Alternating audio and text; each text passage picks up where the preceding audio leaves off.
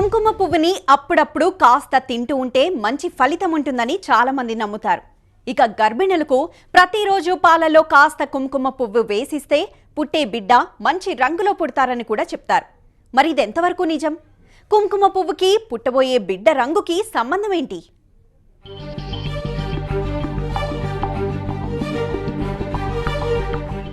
కుంకుమ పువ్వు కుంకుమ రంగులో ఉండడం వల్లే దీనికి ఆ పేరొచ్చింది.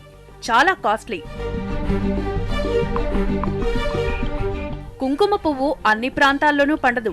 మన దేశంలో ఇది ఎక్కువగా జమ్మూ కాశ్మీర్లో పండుతుంది. కుంకుమ పువ్వులో మెడిసినల్ వాల్యూస్ చాలా ఎక్కువ. అందుకే దీన్ని సౌందర్య సాధనాల్లో ఎక్కువగా వాడతారు. అయితే చాలా మందికి కుంకుమ పువ్వు గురించి తెలిసేది పెళ్లైన అమ్మాయిలు తల్లి కాబోతున్నప్పుడే. గర్భవతులు పాలల్లో కుంకుమ పువ్వుని కలుపుకుని తాగితే పుట్టబోయే బిడ్డ తెల్లగా మంచి రంగులో పుడతారని అనే నమ్మకం చాలా మందిలో ఉంది.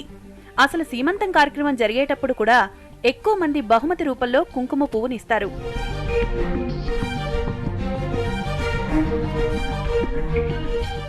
గర్భవతులు కుంకుమ పువ్వు వాడితే పుట్టబోయే బిడ్డ నిజంగా మంచి రంగులో పుడతారా? ఈ నమ్మకం ఎంతవరకు నిజం? దీనిపై డాక్టర్లు ఏమంటున్నారు?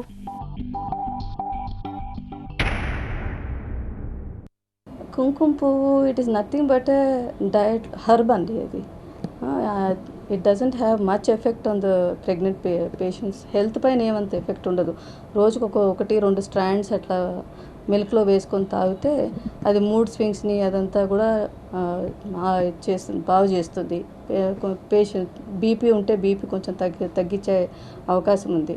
కానీ ఈ కలర్ అనేది ఎక్కడ ఎవిడెన్స్ లేదండి దట్ ఇట్ ఇంప్రూవ్ చేస్తుంది కలర్ అని.